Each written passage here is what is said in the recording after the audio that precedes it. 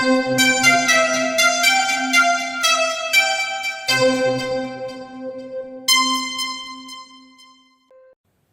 supply variabel dengan voltmeter dan ampermeter. Dibandingkan dengan multimeter, hasilnya mirip. 4,9. Kita perbesar 8,3.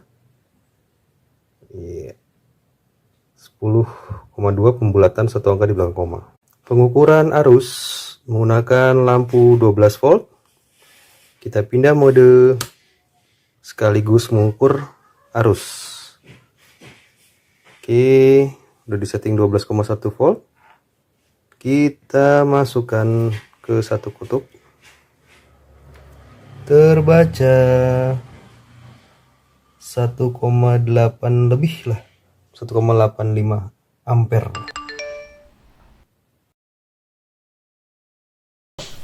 Oke, sekarang gue ingin menunjukkan rangkaian atau skema rakitan dari power supply regulated atau regulated power supply, dimana power supply-nya ini outputnya bisa diatur berapa tegangannya. Mungkin dengan gambar lebih mudah. Nah, ini jacknya, stekernya maksudnya, ini stekernya. Kemudian ini power supply-nya. Kemudian ini gue pakai switch ya, pakai saklar kaki 3 rocker switch. Mungkin gue kasih nama dulu di sini. Ini steker. Ini steker.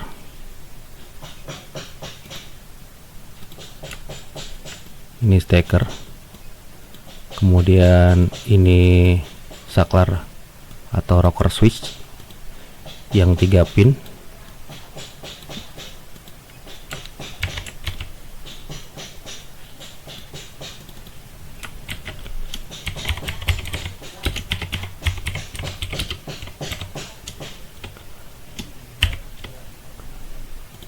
Kemudian ini power supply laptop atau adaptor laptop.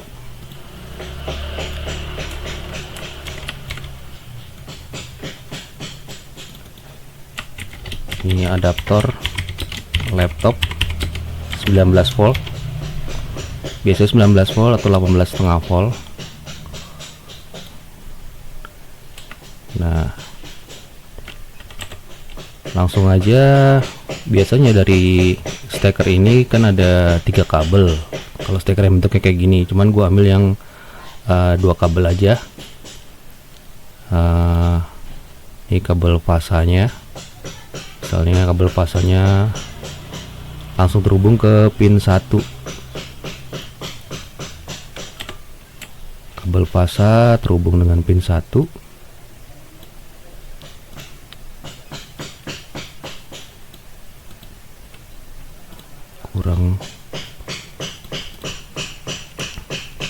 Kemudian ini ada 3 pin ya di saklar switchnya nih, di rocker switchnya ada 3 pin. Jadi pin 1 terhubung dengan kabel fasa steker. Kemudian dari rocker switch ini pin 2 nya terhubung ke adaptor laptop, ke jalur fasa.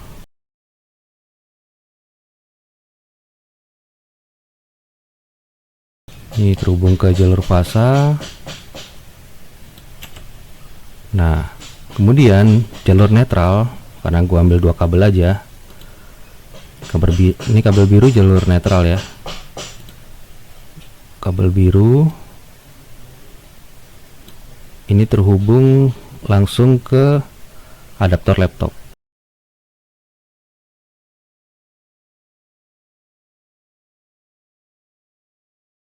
Dan supaya menyalakan rocker switchnya ketika terjadi kontak antara pin 1 dan pin 2, kita butuh menghubungkan kabel netral ke pin 3 di rocker switchnya. Ini gue bikin lompat aja ya. kemudian terhubung dengan jalur netral. Ini berarti nggak terhubung ya, ini lompat ya, jadi kabel netralnya terhubung dengan pin 3 rocker switch. Kemudian adapter laptop ini keluar outputnya sebesar 19 volt atau 18,5 volt. Itu kita beri dengan warna merah aja kali ya, merah untuk jalur positif dan hitam untuk jalur negatif.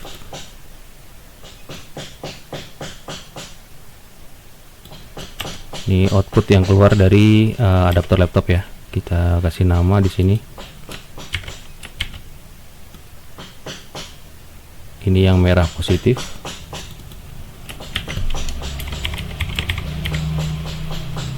Kemudian yang hitam negatif.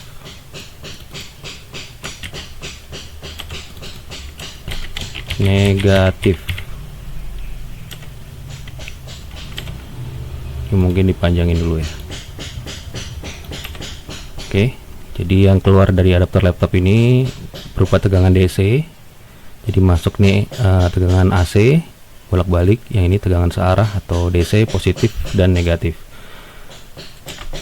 Nah, ini kemudian kita butuh yang kedua adalah modul step down. Modul step down gue menggunakan XL4015. Ini modul step down.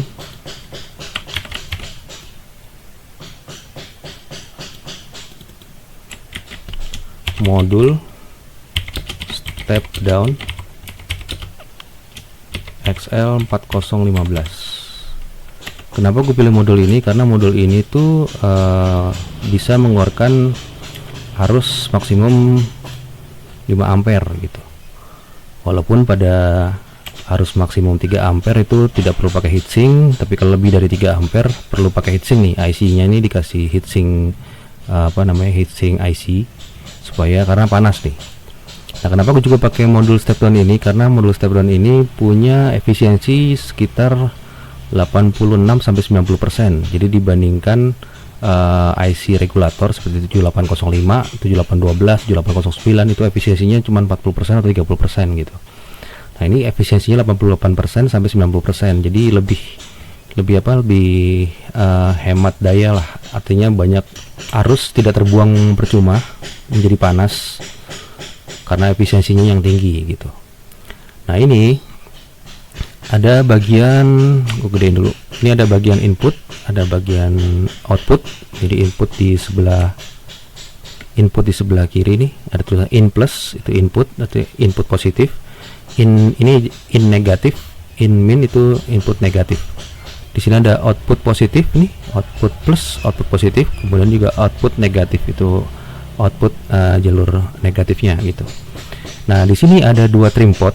Dua trim pot ini yang sebelah kiri itu biasanya pengatur tegangan, yang sebelah kanan ini pengatur arus.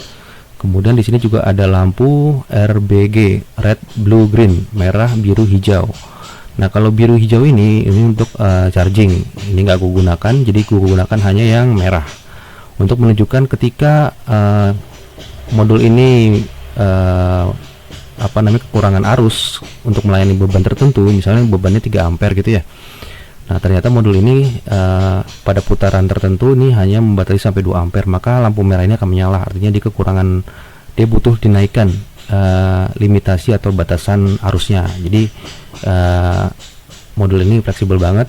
Tapi karena ini potensiometernya atau pengatur tegangan dan pengatur arus ini berupa trim pot yang nempel ke PCB, ini gue ganti dengan potensiometer yang putar.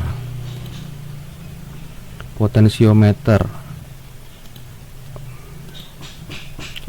untuk ukurannya, kok gede banget nih, kecilin dulu.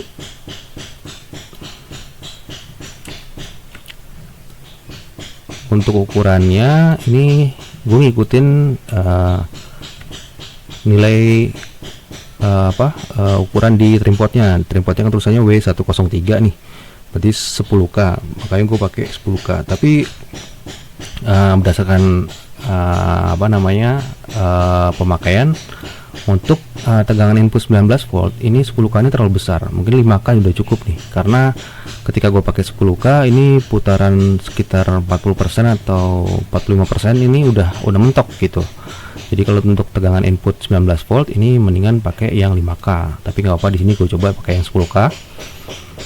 Nah, ini kita ganti trim potnya ini dengan potensio putar seperti ini. Nah, berdasarkan pengalaman gua menggunakan modul ini trim potnya ini kalau kita disoldering atau kita copot dengan menggunakan solder, jadi kita panasin dulu pin kakinya, kemudian kita copot, maksudnya seperti itu disoldering ya. Ternyata ini PCB-nya kurang bagus gitu, jadi jalur tembaganya ketika terlalu panas malah lepas, dan sesaknya kaki pin trim pot ini ke PCB ini menyebabkan ketika soldernya dipanasin itu ketarik itunya pin tembaganya di jalur PCB. Jadi kalau gue pakai tang potong aja, jadi gue potong ini trim potnya, itu malah lebih aman, jadi pin tembaganya pada PCB tidak rusak gitu. Ini gue hubungkan, ini cuma mengganti aja sih, mungkin kasih warna yang lain ya.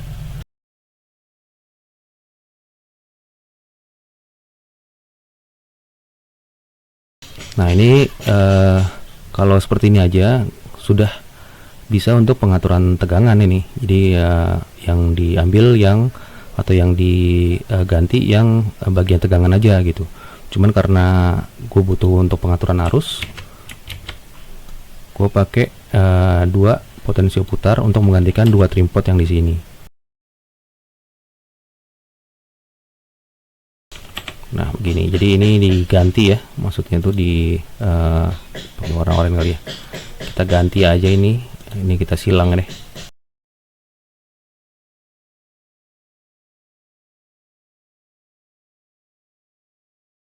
Kedua trim pot diganti dengan potensio putar. Ini kita kasih nama aja di sini. Ini potensiometer untuk tegangan.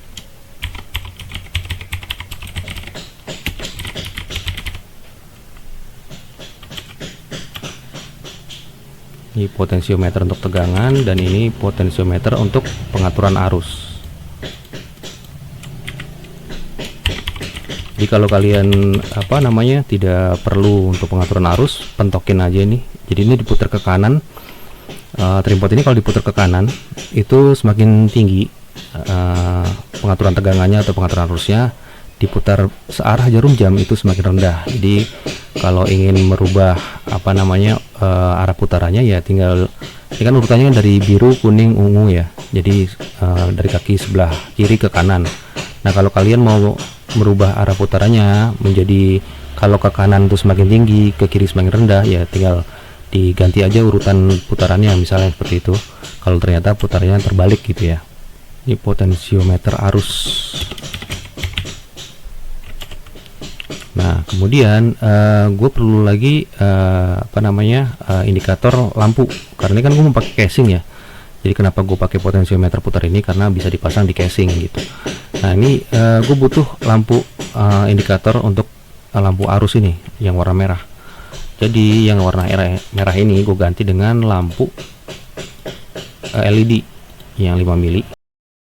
Seperti ini, lampu LED yang 5 mili. Kemudian gue pasang ke, jadi ini gue copot dulu ya. Kalau emang kalian nggak perlu sih nggak apa-apa, cuman kalau gue pakai, jadi ini gue copot dulu, kemudian pinnya gue hubungkan ke LED 5 mili ini. Jadi LED SMD yang di sini gue copot, terus kemudian jalurnya gue ganti ke LED 5 mili ini.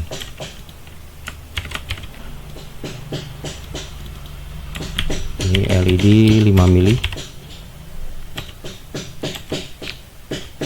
Karena arusnya hampir sama, ini warnanya juga sama-sama merah, kemudian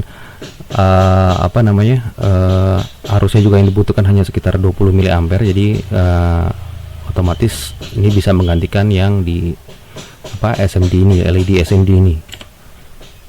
Kita tinggal hubungin aja yang plus ke kaki plus, yang min ke kaki min.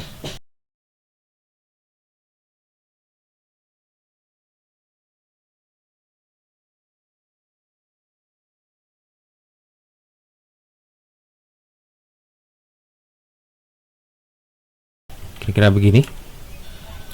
Kemudian kita tinggal pasang outputnya nih.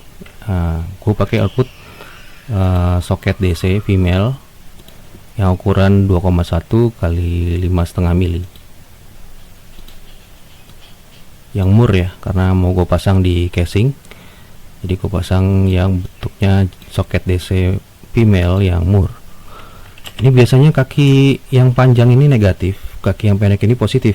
Cuman untuk lebih jelasnya atau lebih pastinya, ini diukur dengan multimeter atau continuity tester, dimana yang terhubung dengan pin di tengah, pin di dalam gitu, maksudnya itu positif, sedangkan yang terhubung dengan besi yang di pinggir nih, ringnya itu negatif.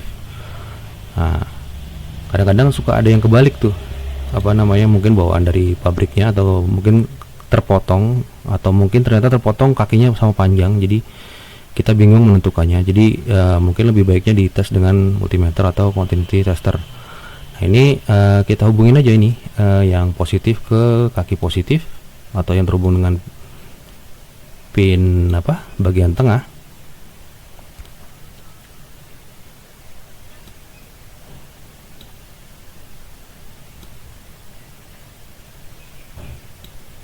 Kemudian yang negatif ke kaki negatif.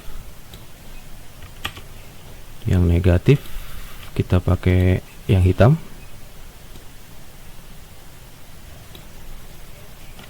Ke jalur negatif. Oh ya, gue di sini menggunakan, ini kan ada terminal ya, terminal blok ya, warna biru ini.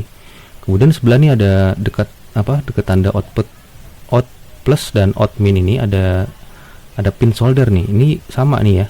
Jadi kalau yang di sebelah baut yang warna biru ini di terminal blok di sebelah ini sebelahnya sama, ini terhubung nih. Artinya kalau kita pilih menggunakan sistem baut ke terminal blok, bisa di solder juga bisa. Nah, untuk lebih permanennya, gue memilih untuk gue solder aja ke pin itu, pin masing-masing, jadi nggak menggunakan terminal blok, supaya kadang kalau baut itu harus sering dicek gitu, karena ketika ada arus yang tinggi atau arus yang cukup besar, dia panas, bautnya bisa longgar gitu. Makanya gue lebih memilih untuk menyolder ke pin di PCB aja gitu, agar lebih permanen. Tapi kalau kalian mau pakai yang ini sih nggak apa-apa, cuman ya kondisinya harus sering-sering dicek itu kendor apa enggak, karena kalau kendor juga bikin bikin ada arus tambahan yang nggak diperlukan gitu. Jadi gue lebih memilih di solder aja. Oh ya, ini di bagian inputnya belum dipasang ya, jadi pasti belum keluar tegangannya nih. Sorry, ini dipasang dulu. Ini ke bagian negatif. Sama ini gue solder juga ke pin input. Ini gue solder ke sini.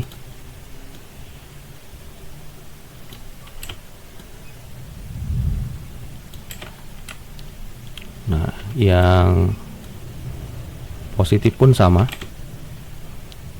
gue solder juga ke pin input. Kita pakai warna merah ya.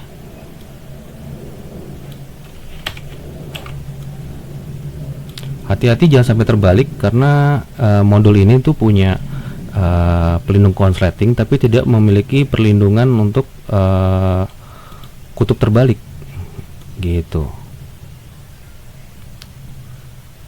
Jadi ada baiknya selalu dicek dulu sebelum menyalakan rangkaian ini, karena jangan sampai kita menghubungkan bagian positif ke bagian pin negatif, langsung amsyong itu. Ini artinya lompat ya, tidak terhubung antara kabel hitam dan kabel merah. Kira-kira seperti ini. Nah, ini sudah bisa digunakan nih. Cuman kan kita nggak tahu nih ya, berapa nih tegangan yang kan masuk 19 volt nih inputnya dari adaptor laptop, 19 volt masuk ke input modul step down. Nah, kita nggak tahu nih berapa sekarang ketika diputar potensiometer tegangan ini, berapa yang keluar tegangan di sini. Nah, kita butuh display nih, yaitu dengan voltmeter DC. kecil banget nih. Nah ini voltmeter DC. Nah voltmeter DC ini biasanya keluar ada punya 3 kabel ya. 3 kabel ini biasanya 2 untuk kabel daya, 1 untuk kabel probe atau kabel pengukur tegangan. Nih kita anggaplah di sini ada kabel warna merah. Ini biasanya bisa kalian temukan di pembelian atau di spesifikasi ketika kalian beli itu kabelnya, yang mana kabel positif, yang mana kabel negatif, dan yang mana kabel probe gitu.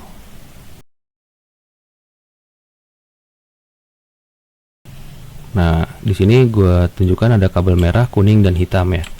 Nah kabel merah dan hitam ini kabel daya. Nah kalau gue hubungkan langsung ke output sini, ketika outputnya rendah, ini kan modul ini bisa sampai 1,3 volt atau 1,25 volt. Nah ini nggak akan nyala nih, karena kan di sini LED-nya LED merah nih. LED merah ini kan paling kecil di 1,8 volt, jadi di bawah itu udah pasti nggak kelihatan, jadi mati dia. Nah bagaimana caranya supaya ini tetap nyala ketika tegangannya di 1,3 volt atau tegangan rendah dari modul ini outputnya? Nah ini kabel dayanya ini gue hubungkan ke bagian input, kan yang stabil kan di input ya 19 volt ya. Jadi gue hubungkan ke bagian input gitu. Oke, lewat mana ya? Mungkin lewat atas saja. Kita bikin lewat sini. Ini kabel input ini gue cabang. Kemudian lewat sini mungkin ya.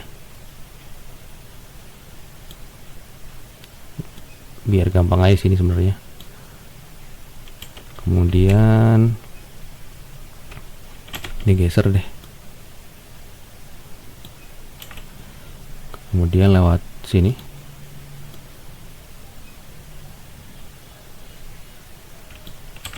Nah, ini gue putar ke atas.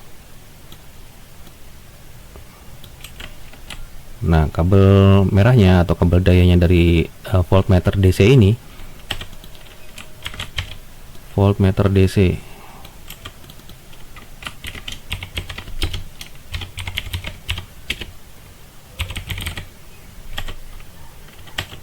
kemudian ini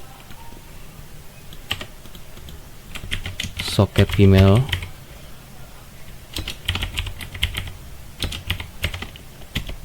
mur, ukurannya 2,1 kali 5,5 mili. Nah ini baru yang probe ini gue hubungkan ke output. Nah begini. Kemudian yang negatif ini gue hubungkan ke bagian yang negatif juga. Mungkin putar aja ke sini kali ya biar lebih enak ya. Warna hitam aja.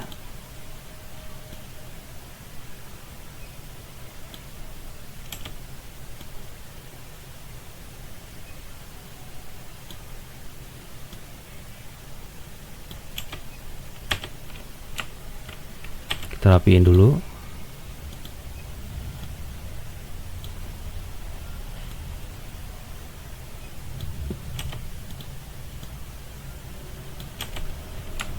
Nah kira-kira seperti ini.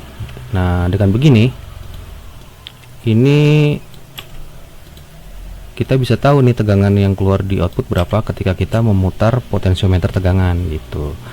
Nah karena ini juga 10K, ini putarannya juga harus pelan-pelan banget agar tidak terlalu lompat-lompat gitu. Jadi nggak bisa diputar terlalu cepat karena ini terlalu besar sebenarnya untuk ukuran input 19 volt gitu. Nah di sini untuk arus untuk tegangan sudah kelihatan nih berapa tegangan yang keluar ketika kita memutar potensiometer tegangan. Nah ketika kita memutar potensiometer arus atau arus yang keluar dari output soket female DC mur ini, kita butuh ampere meter. Jadi DC ampere meter. Jadi kalau kalian perlu sih boleh pakai, tapi kalau enggak ya nggak apa-apa gitu. Ampere meter. Oke ini dia.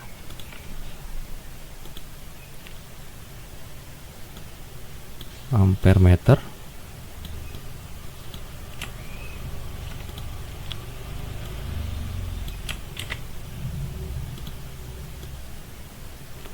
Gue pakai yang ampere meter yang maksimumnya 5 ampere gitu, karena nih bisa sampai maksimum 5 ampere gitu. Walaupun kenyataannya untuk power supply ini sih jarang, gue pakai paling maksimum di 3 sampai 4 ampere gitu. Jadi karena gue nggak pakai heatsink, jadi kalau lebih dari 3 ampere modul step down XL4015 ini harus pakai heatsink ya, lebih dari 3 ampere gitu. Kalau di bawah 3 ampere mah nggak usah gitu, masih aman. Nah ini ampere meter ini ada pin positif dan negatifnya, jadi arah alirannya. Nah untuk memasang ampere meter ini gue memutus jalur ini nih, jalur plus ini gue putus dulu. Jadi jalur outputnya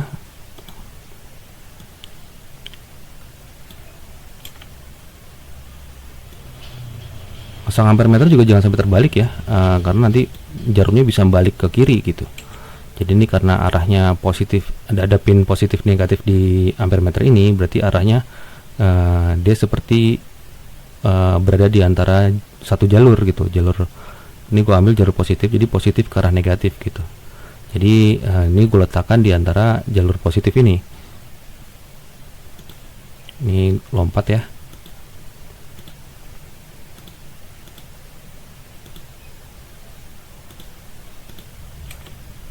Maksudnya lompat.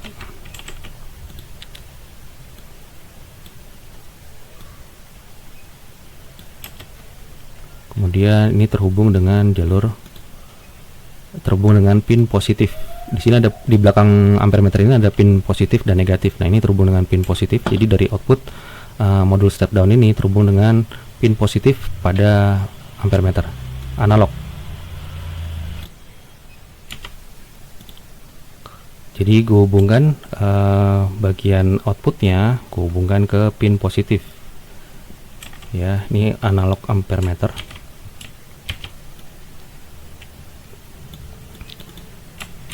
Ini analog DC ampere meter 5 ampere meter. Ini ada tanda 5 nih, tanda 5, angka 5, berarti dia maksimum di 5 ampere. Ini ada lambang begini, berarti lambangnya ini lambang DC, harusnya ini lambang DC ya. Ini mungkin salah nih, ini salah lambang ini. Ini ampere meter AC ini.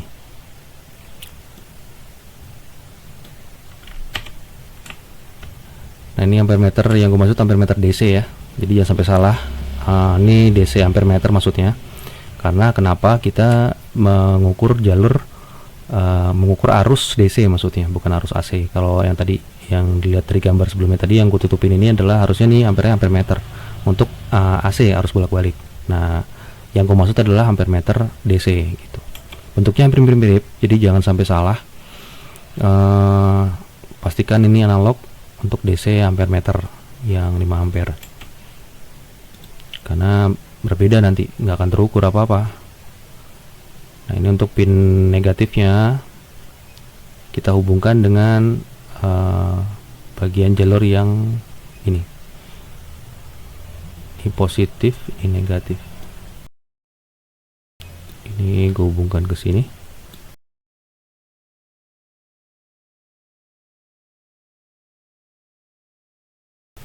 Biar gampang ini kelihatan, ini pin negatif kita warna hitam aja, tapi jalurnya kita hubungkan dengan jalur positif.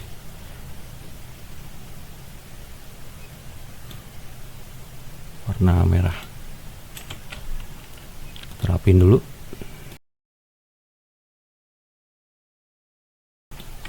Oke, mungkin biar lebih jelasnya di sini gue kasih tanda ya. Jadi di balik ampere meter ini ada tanda pin positif dan pin negatif. Ini pin positif. Kecil amat ya. Kita gedein deh. Jadi 16. Ini pin positif. Dan yang ini pin negatif.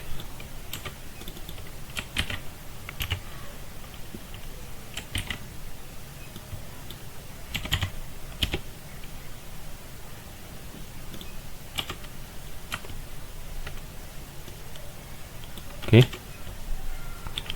kira-kira seperti ini. Nah ini kita sudah mengetahui berapa tegangan outputnya dari DC voltmeter ini. tegangan output yang ketika kita putar potensiometer tegangan ini. Terus berapa arusnya kita juga bisa lihat dari sini, arus bebannya yang mengalir keluar dari modul step down XL4015. Nah, ini kita namain rangkaian ini, kita nama di sini regulated power supply.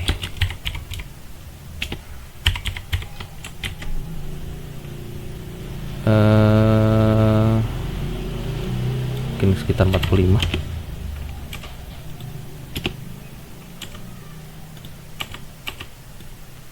Nah, seperti ini.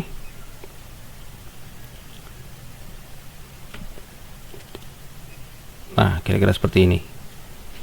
Ini rangkaian rakitan dari yang sudah gue buat. Kayak seperti ini, mudah-mudahan bisa kalian coba dan bisa berhasil. Kabarin di kolom komentar. Dan jika kalian suka dengan tutorial ini, bisa bantu kita nih di Saweria, karena untuk mengerjakan atau membuat sesuatu ini kan kita butuh dana juga gitu loh, karena dari AdSense nggak akan cukup gitu. Makanya kalau ada yang bisa bantu, bisa lihat di deskripsi link Sawerianya untuk bisa bantu donasi untuk kemajuan channel ini. Terima kasih atas perhatiannya, terima kasih atas waktunya sudah menonton tutorial ini, mudah-mudahan bermanfaat. Wassalamualaikum warahmatullahi wabarakatuh.